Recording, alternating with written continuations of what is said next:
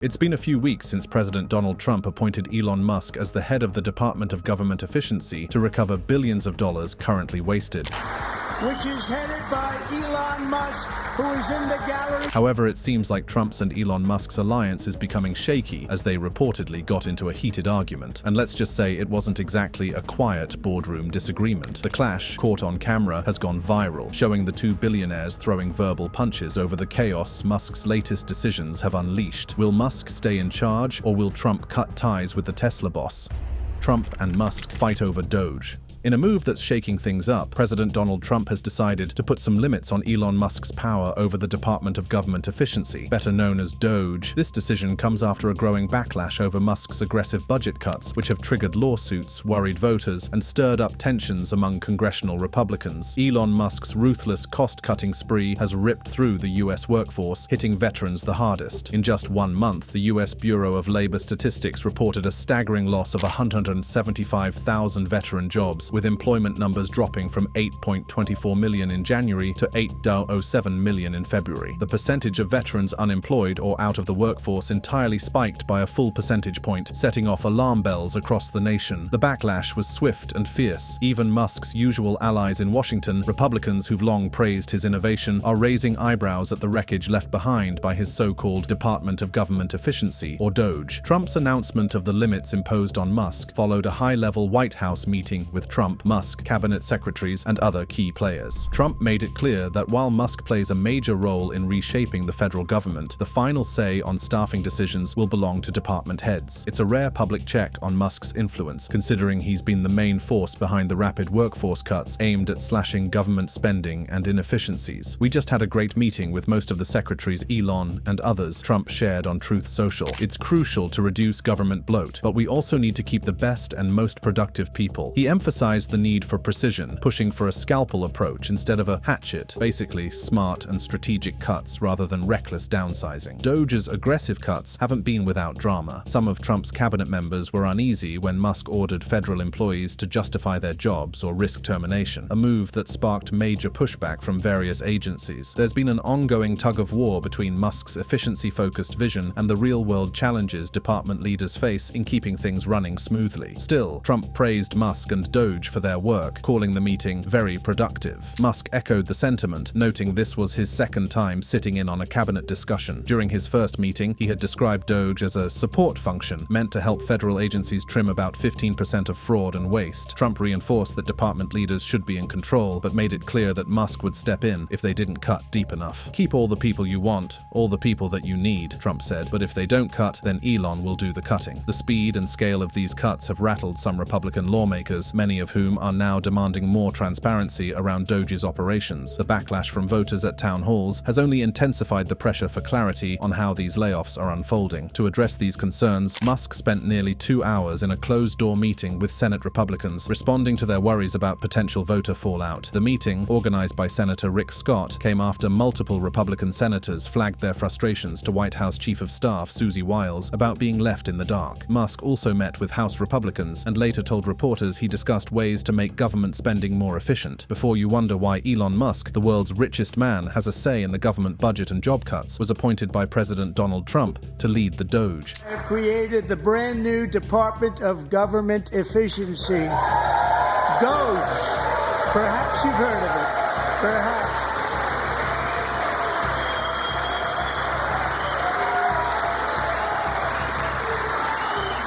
Which is headed by Elon Musk, who is in the gallery. This newly formed advisory body has been handed an almost impossible task, cutting federal spending by up to $2 trillion.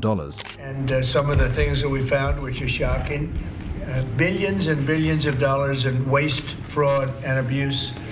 And I think it's very important. And that's one of the reasons I got elected. When we found hundreds of millions of dollars worth, much more than that, in just a short period. The announcement sparked immediate debate and controversy, with supporters calling it a bold step toward fiscal responsibility and critics warning of chaos. Despite its official-sounding name, Doge isn't a government department created by Congress. Instead, it operates under a presidential executive order, giving it outsider status and, according to some, the freedom to bypass bureaucratic slowdowns. Republican Senator Kevin Cramer of North Dakota argues that this lack of oversight could be Doge's biggest strength, allowing it to move quickly and aggressively to cut cut costs. Musk initially set an ambitious goal of saving $2 trillion per year, though he later walked that number back. His vision is to dismantle what he calls the tyranny of the bureaucracy, claiming that an entrenched administrative state works against Trump's agenda. Doge representatives have already stormed into various government departments to audit spending, with Trump claiming they've uncovered fraud and abuse, though no solid evidence has been presented yet. In one of its most controversial moves, Doge reportedly saved taxpayers over $1 billion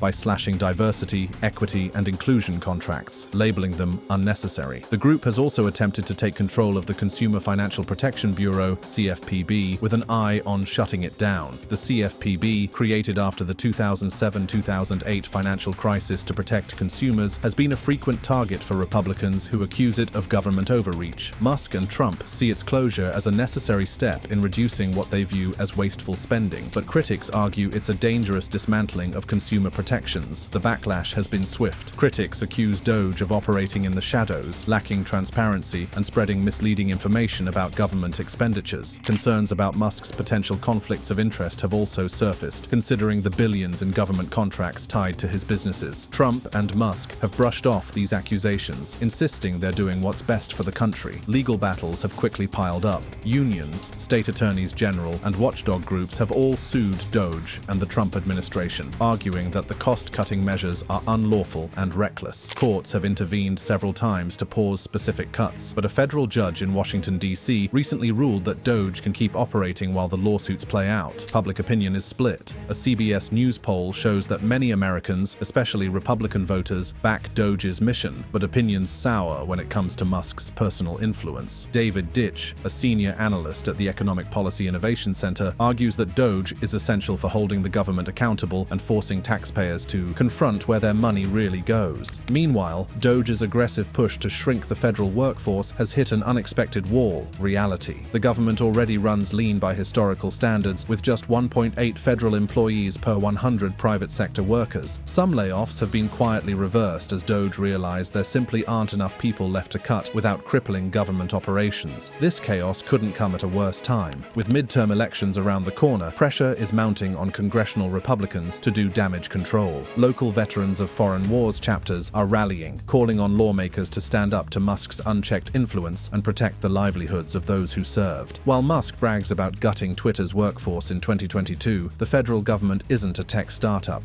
and the human cost of indiscriminate layoffs is far higher. The veteran community, once a cornerstone of Trump's base, is now demanding answers. As lawsuits pile up and public outrage grows, it's clear that this crisis isn't going away anytime soon. Elaine Kamark, a senior fellow at the Brookings Institution, agrees that trimming government waste is possible, pointing to her work on similar efforts during the Clinton administration. But she calls Musk's goal of cutting a third of government spending ridiculous, pointing out that programs like Social Security and Medicare make up mandatory portions of the budget that can't just be slashed on a whim. The nation is watching closely, waiting to see whether Trump and Musk will change course or double down. But for the veterans already cast aside, the damage is done. However, it is not just the workforce that has been affected. Doge has targeted a lot of federal agencies, including the USAID and the Department of Defense.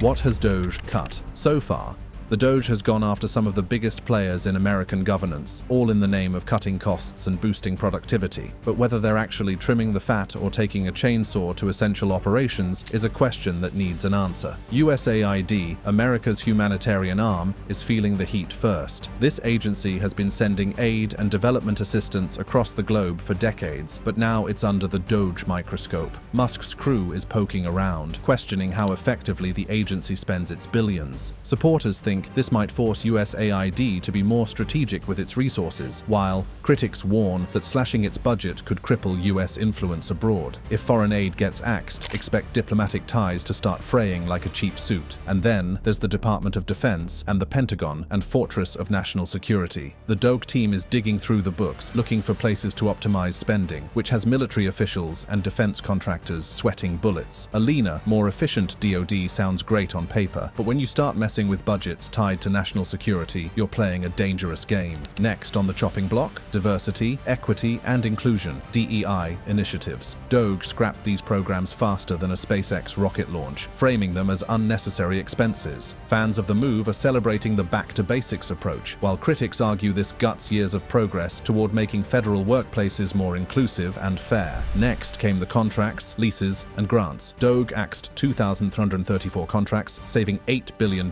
cancelled 3,489 grants, saving $10 billion, and terminated 748 leases, saving $660 million.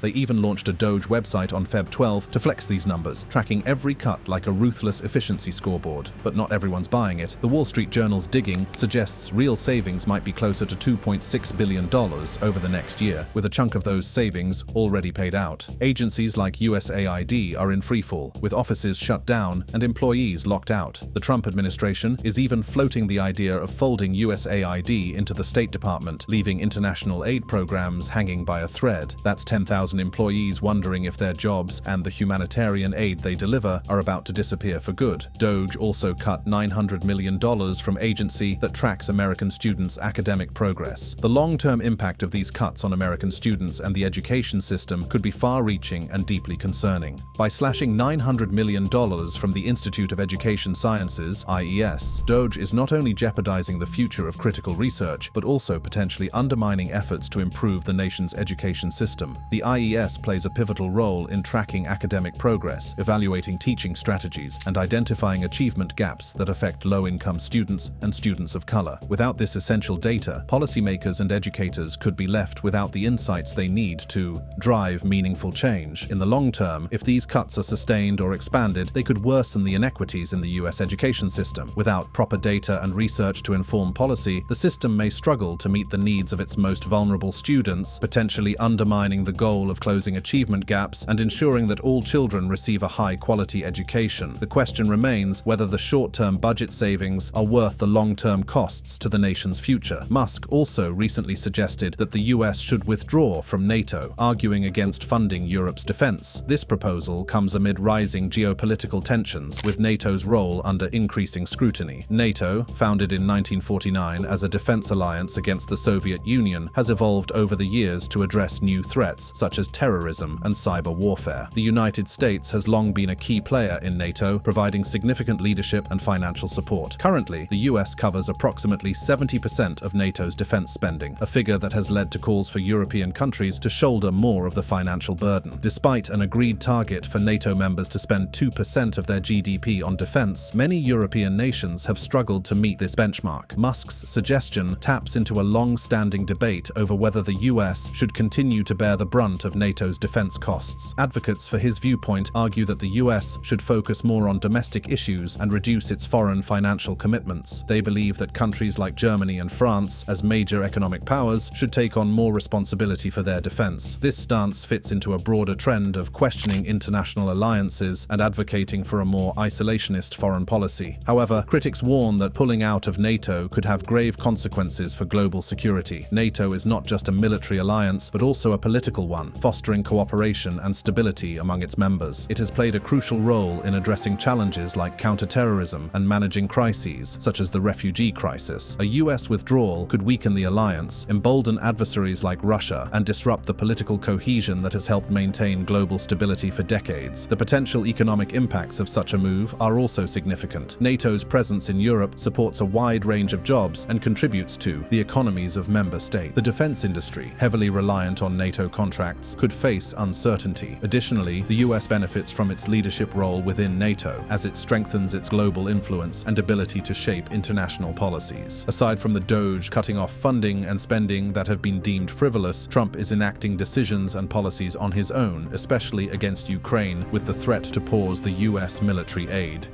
Trump against Ukraine. The timeline of President Donald Trump's decision to pause US military aid to Ukraine is a dramatic tale of political maneuvering and international tension. It began on February 28, 2025, with a high-stakes Oval Office meeting between Trump, Vice President J.D. Vance, and Ukrainian President Volodymyr Zelensky. We gave you, through this stupid president, $350 billion. We gave you military equipment, and you men are brave, but they had to use our military. What about if you didn't have our military equipment, you invited If you didn't have our military equipment, this war would have been over in 2 weeks.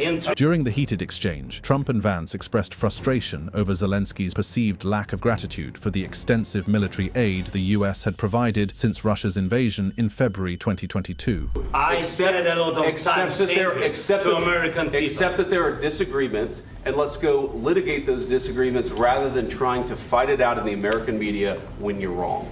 We know that you're wrong. The US had appropriated more than $180 billion in military aid to support Ukraine's defense efforts, but Trump felt that Zelensky was not prioritizing peace negotiations with Russia. You're right now not in a very good position.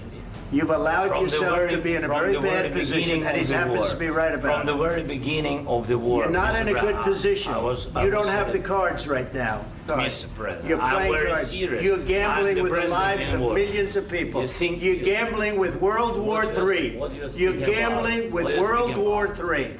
And what you're doing is very disrespectful to the country. This view was echoed by a White House official who indicated that the pause in aid aimed to ensure US assistance contributed to a peaceful resolution.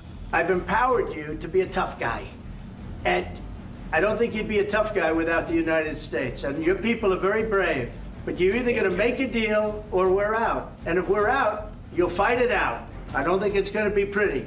This move was not without precedent. 5 years earlier, Trump had withheld congressionally authorized assistance to Ukraine to pressure Zelensky into investigating Joe Biden, then a Democratic presidential candidate. That action led to Trump's first impeachment, highlighting the contentious nature of using aid as leverage. As the 2024 election loomed, Trump promised to end the war in Ukraine quickly, even claiming he could halt the fighting in just 1 day. Zelensky had suggested that the end of the conflict was still very, very far away, a statement that did not sit well with Trump. The former president's reaction was swift and fierce as he took to his Truth Social platform to voice his disapproval. There, your people are dying. You're running low on soldiers. Listen, you're running low on soldiers.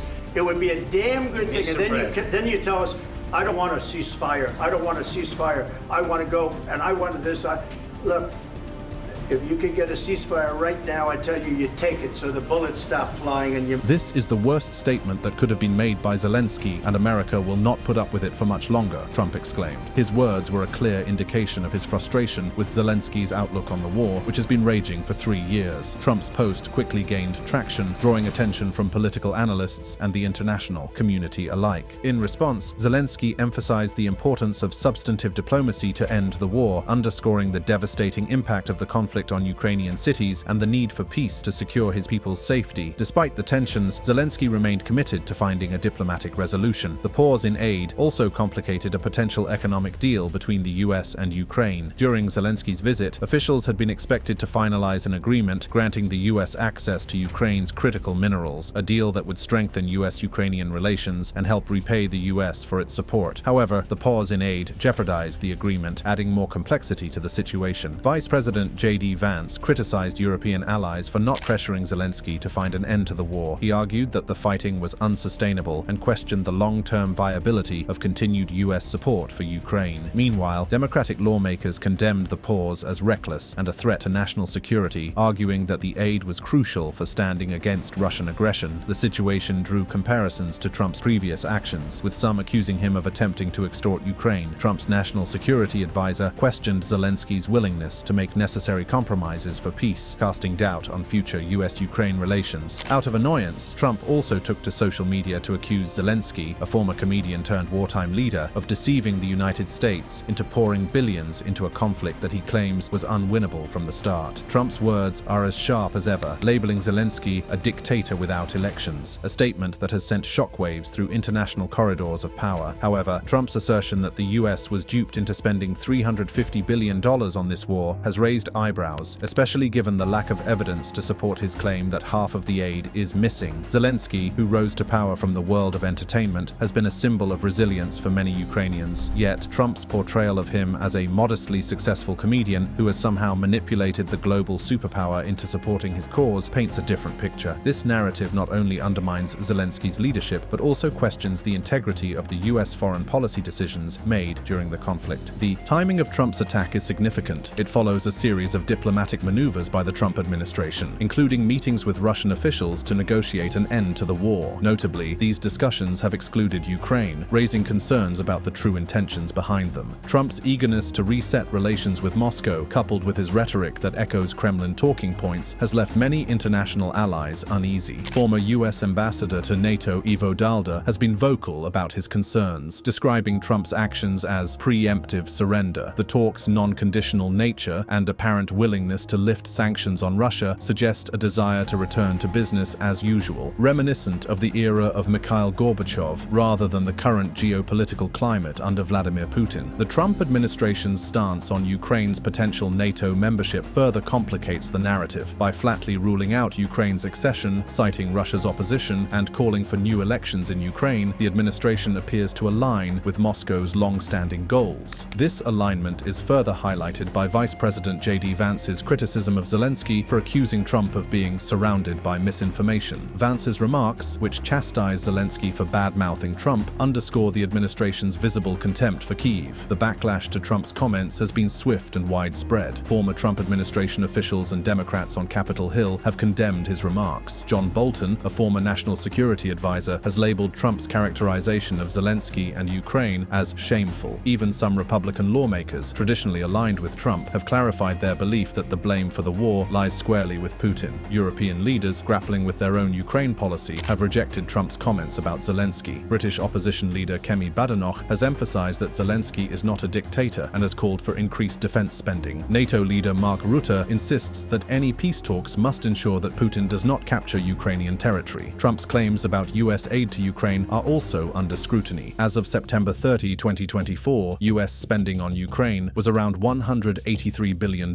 far less than Trump's alleged figure. Inspector General reports have found little evidence of missing aid, contradicting Trump's assertions. As tensions escalated, Russian President Vladimir Putin likely observed the growing divisions between Trump and Zelensky, as well as between the U.S. and Europe. Analysts suggested that Putin believed Russia was gaining the upper hand as the West became more fragmented. Despite the controversy, Trump remained optimistic about the economic pact, describing it as a great deal and planning to address the deal in an upcoming speech to Congress, signaling that negotiations might still proceed. The outcome of these negotiations could have far-reaching implications for international relations and the ongoing conflict in Eastern Europe. As Trump pushes the limits of presidential power, the Republicans and the courts are fiercely pushing back on his policies. Shortly after Trump resumed office, he announced a series of executive orders aimed at freezing certain federal challenging birthright citizenship and reshaping the federal workforce. Opponents, ranging from civil rights organizations to state governments, have been quick to file lawsuits, arguing that Trump's actions overstep the constitutional limit overstepped office. The courts have not hesitated to respond. Federal judges across the country have issued rulings that temporarily block Trump's orders, citing concerns over their legality and potential harm. In Seattle, U.S. District Judge John Coffenauer took a firm stand against Trump's attempt to end birthright citizenship for children of undocumented immigrants. Coffenauer, appointed by President Ronald Reagan, described the executive order as blatantly unconstitutional, emphasizing the fundamental nature of birthright citizenship as enshrined in the 14th Amendment. Similarly, in Boston, U.S. District Judge George O'Toole Jr. intervened to pause Trump's plan to encourage federal workers to resign by offering them paid leave. This program, often referred to as a buyout, has been criticized for potentially violating labor laws and undermining the rights of government employees. O'Toole, appointed by President Bill Clinton, scheduled a hearing to further examine the legal arguments surrounding the program. These decisions highlight the importance of the checks and balances designed to prevent any one branch of government from wielding excessive power. With a Republican-controlled Congress largely acquiescing to Trump's demands, the judiciary has become the primary check on his administration's ambitions. Legal experts, such as Philip Joyce from the University of Maryland, have noted that the constitutionality of Trump's actions is ultimately determined by the courts, which serve as the final arbiters in these disputes. Despite the initial setbacks in the lower courts, the legal battles are far from over. Many of the lawsuits are expected to make their way to the U.S. Supreme Court, where a conservative majority could potentially overturn lower court rulings. Trump's influence on the Supreme Court is significant, having nominated 3 of its 9 justices. This has raised concerns among Democrats and legal scholars about the potential for the court to expand presidential power beyond traditional limits. The stakes are high, not only for Trump's administration, but also for the future of American governance. The outcome of these legal battles could redefine the scope of presidential authority and set precedents that will impact future administrations. As the courts continue to to deliberate, the nation watches closely, aware that the decisions made in these cases will shape the balance of power in the United States for years to come. Click on one of the cards on the screen to see more videos like this. Donald Trump just can't seem to catch a break. From his hush money case with Stormy Daniels to claims of meddling in elections, now he's got a whole new problem to worry about. Charges against Donald Trump and J.D. Vance. This time, the Haitian community is taking him to court over the pretty wild comments he and Vance made about immigrants eating pets. In Springfield, they're eating the dogs. Trump's legal troubles are piling up fast, and this new charge could really spell trouble for the former president. And this video explains why. The new charges. It seems like just when Trump thought he had enough legal battles on his plate, another one popped up. Charges against Donald Trump and J.D. Vance. This time, it's the Haitian community filing a case against both him and his running mate. Honestly, can we say we didn't see this coming? After all, Trump's track record isn't exactly squeaky clean. With everything that's already gone down, it feels like just another chapter in his never-ending legal saga. On September 24th, 2024, Guerline Youssef, the leader of the Haitian Bridge Alliance, took a bold step and filed charges in Clark County Municipal Court. These charges, well, they're pretty serious. We're talking about disrupting public services, making false alarms, telecommunications harassment, and aggravated menacing. So why is this such a big deal? And who exactly is Guerline Youssef? To understand why these charges matter, we need to backtrack a bit and talk about the Haitian Bridge Alliance and the critical role Youssef plays in it all. The Haitian Bridge Alliance, or the Bridge, as it's sometimes called, is a non-profit organization that fights for fair and humane immigration policies. Their work primarily focuses on providing services to immigrants, especially those from the Haitian community. This includes humanitarian, legal, and social support for migrants, women, girls, LGBTQIA+ individuals, and survivors of torture or other human rights violations. The Alliance is not just a name, it's a lifeline for many people. They're out there advocating for those who might otherwise be ignored or left to struggle alone, particularly Black immigrants and refugees, many of whom are caught in the crosshairs of an often harsh immigration system. For many, this organization has provided hope, guidance, and tangible help in navigating the complex U.S. immigration system. And Guerline Youssef, she's the co-founder and executive director of the Alliance and a fierce advocate for immigrant rights. If you don't know her yet, she's someone you should keep an eye on, because she's not afraid to challenge powerful figures when they're wrong. She's been in the trenches for years, fighting for justice and equality, and this legal battle is no exception. It all started when Trump and his running mate, J.D. Vance, began spreading false rumors and accusations about the Haitian community in Springfield, Ohio. The things they were saying weren't just inflammatory, they were downright absurd. Rumors like Haitians eating their neighbors' pets were being tossed around, causing panic and chaos. In Springfield, they're eating the dogs, the people that came in. They're eating the cats. They're eating the pets of the people that live there. These accusations weren't just bizarre, they were harmful and dangerous. Springfield, a small, close-knit town, was suddenly engulfed in fear. The Haitian community, already vulnerable, became the target of these baseless accusations. Public services were being disrupted, and panic was spreading. Schools, hospitals, and government offices had to evacuate multiple times because of bomb threats, 33 threats in just 2 weeks to be exact. The community was in turmoil, and it all stemmed from Trump and Vance's reckless words. City and state officials like Springfield's Mayor Rob Rue and Ohio Governor Mike DeWine tried to set the record straight. They combed through months of 911 call records and confirmed there wasn't a single report of pets being eaten, not one. But despite their efforts to debunk the rumors, Trump and Vance kept the false narrative alive, continuing to stoke fear among the people. They're taking the geese. You know where the geese are? In the park, in the lake. And even walking off with their pets. My dog's been taken. My dog's been stolen. It wasn't just about the rumors themselves, though. The impact on the Haitian community was severe. People were afraid to go outside, to send their kids to school, to seek help when they needed it. They were being vilified based on lies, and the whole situation was spiraling out of control. This is where Youssef and her team had to step in. They couldn't just sit by and watch their community be torn apart by lies, so they took legal action, holding Trump and Vance accountable for the damage they'd caused. The charges they filed are no joke either. Let's break them down. First, there's the charge of disrupting public services, which is a pretty big deal. In Ohio, this charge applies when someone knowingly tampers with property or causes disruptions that interfere with public services. And Trump and Vance's actions? Well, they definitely caused a disruption. The bomb threats they incited led to evacuations and drained local resources. Schools, Hospitals, government offices, all were affected. It wasn't just a scare, it was a full-blown crisis for Springfield. Then there's the charge of making false alarms. This happens when someone knowingly reports or causes a false emergency like a bomb threat to be sent to law enforcement. Trump and Vance, by continuously spreading these lies, knowingly caused the panic that led to those bomb threats. Even after officials debunked the rumors, they kept going. And in today's world, where false information can spread like wildfire, it doesn't take much to create mass fear. Next up is telecommunications harassment. This one's all about using electronic communications like social media or even interviews to harass or intimidate. Trump and Vance took to every platform available, rallies, debates, interviews, to push their false narrative. They knew what they were doing and they did it anyway.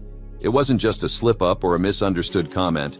It was calculated, repeated, and harmful. One of the most shocking moments in all this, Trump actually threatened to deport legal immigrants to Venezuela, even though most of the people he was targeting had never even been there. This wasn't about policy, it was about intimidation. Then there's aggravated menacing, which is when someone makes another person believe they're at risk of serious harm. By spreading lies and creating a sense of danger, Trump and Vance were essentially terrorizing the Haitian community. They're destroying our country. They're dangerous. They're at the highest level of criminality, and we have to get them out. We have to get them out fast. It wasn't just about words. It was about the real physical fear their words instilled in people. And finally, there's complicity. This means Trump and Vance didn't act alone.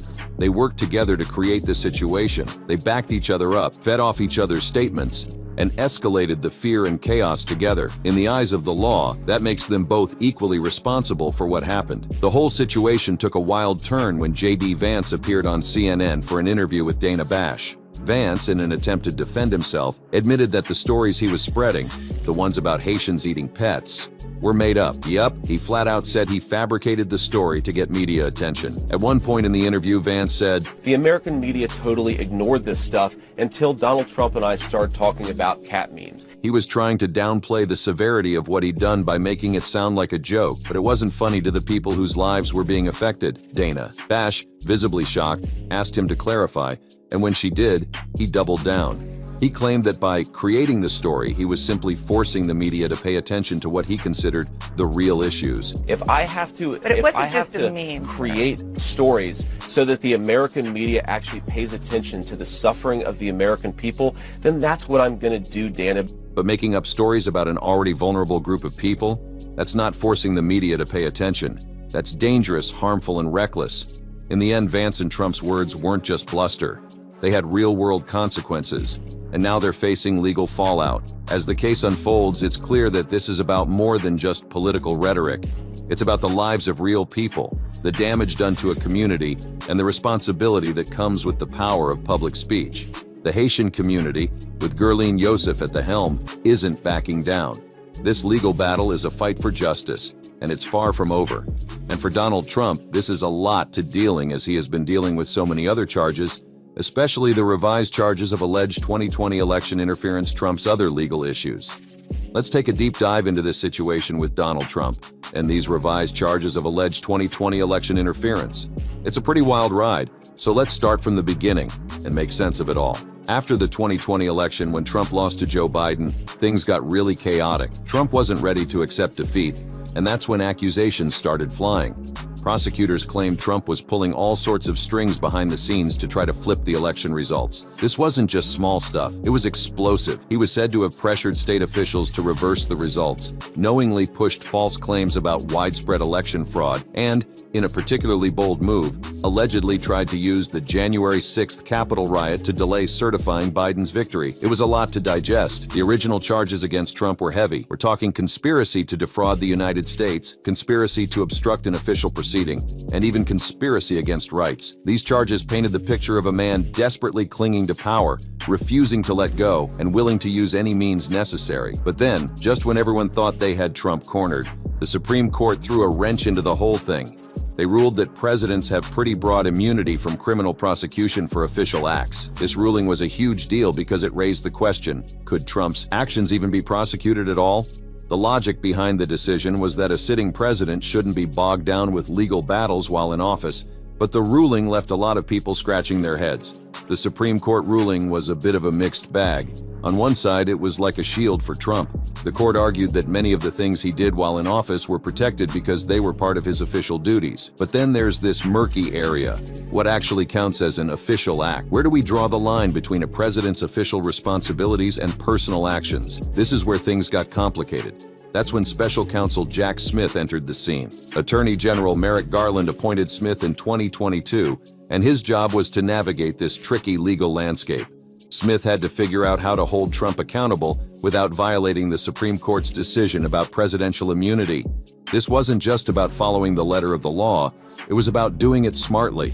Smith's strategy was to tweak the original charges and make it crystal clear that Trump wasn't acting as the president when he allegedly tried to mess with the election results. Instead, Smith's team argued that Trump acted as a private citizen, a regular guy running for re-election, not the commander-in-chief. It's a small distinction, but a crucial one. It was the legal equivalent of threading a needle, and it could make or break the case. The revised indictment that Smith and his team came up with was nothing short of impressive. They took the original 45-page indictment, trimmed it down to 36 pages, and made every word count. One of the biggest changes was how they reworded the allegations. They made it clear that Trump's actions weren't about his duties as president, but about his personal ambitions as a candidate. For example, in the new indictment they stated the defendant had no official responsibilities related to the certification proceeding, but he did have a personal interest as a candidate in being named the winner of the election. This shift was huge because it sidestepped the whole immunity issue. Another important change came in how they described a lawsuit Trump's campaign filed in Georgia. In the original indictment, they said it was filed in his name, but the revised version said it was filed in his capacity as a candidate. That subtle shift in wording was designed to reinforce the idea that Trump wasn't acting as the president, but as someone with a personal stake in the election outcome. Smith also removed certain claims that didn't quite fit under the new strategy. One big omission was anything involving Jeffrey Clark, a former DOJ official who was allegedly part of the whole fake electors scheme. While Clark's involvement was pretty much public knowledge, removing any charges related to him helped keep the focus squarely on Trump's actions. The revised indictment also dropped accusations that Trump tried to pressure DOJ officials to overturn the results, which the Supreme Court said wasn't illegal. This new, leaner indictment was presented to a brand new grand jury. Fresh eyes, no biases from the old charges. This clean slate was crucial in ensuring that the case would get a fair shot. Still, some major allegations stayed in the indictment. One key charge was that Trump allegedly tried to convince then Vice President Mike Pence to interfere with Biden's election certification. Now this one's tricky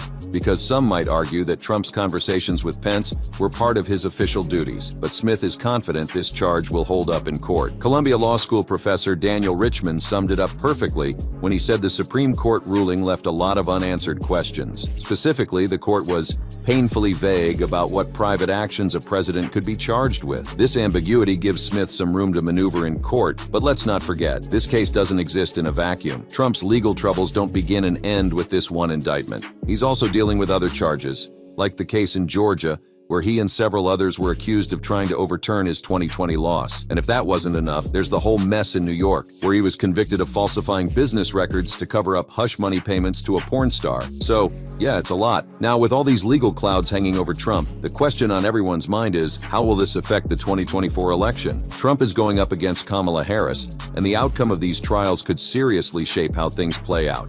If Trump is found guilty of these revised charges, it could throw a major wrench into his campaign, possibly even disqualifying him from running. On the flip side, if he's acquitted, it could rally his base and give him a big boost going into the election. If Trump is convicted, we could be looking at an unprecedented situation. The penalties could include hefty fines and possibly even prison time.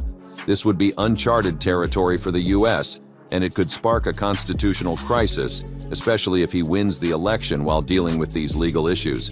Imagine the chaos if Trump were to win the presidency while under indictment or serving a sentence. Nobody knows how that would play out. On the other hand, if Trump walks away not guilty, it would be a massive victory for him.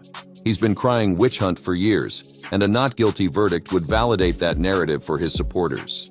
But it would also raise some tough questions about whether a former president can ever truly be held accountable for actions taken while in office.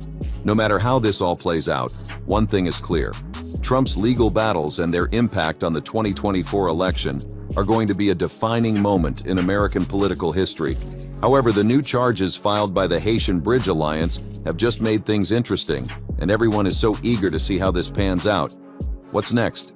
First off, let's talk about the bold move made by the Haitian Bridge Alliance. Charges against Donald Trump and J.D. Vance for their lies that helped incite chaos as it relates to the Haitian community in Springfield, Ohio. They've done something pretty gutsy.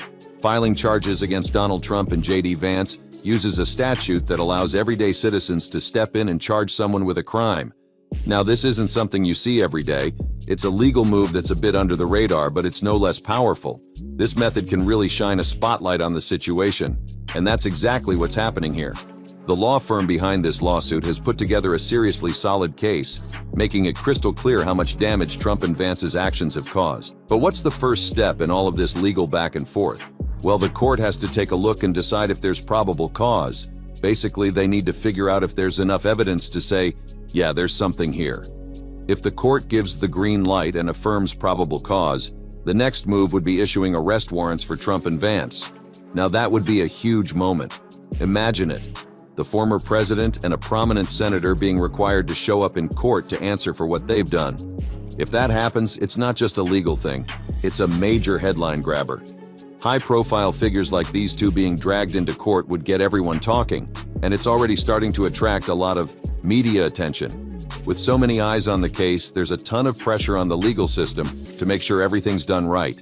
One wrong move, and things could spiral into chaos. Once those arrest warrants are issued, if it comes to that, the next big event will be a hearing. This is where things really start to heat up.